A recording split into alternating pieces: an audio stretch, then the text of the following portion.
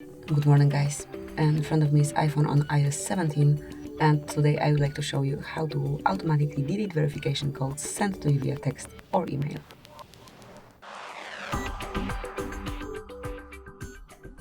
So at first you need to reach settings and then go to the passwords.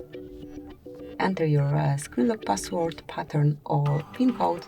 Now select password options at the top of the list, and here you can toggle on a new cleanup automatically setting over here, so that the verification codes and the messages and mail applications are automatically deleted after being used with the autofill feature that appears at the top of your keyboard.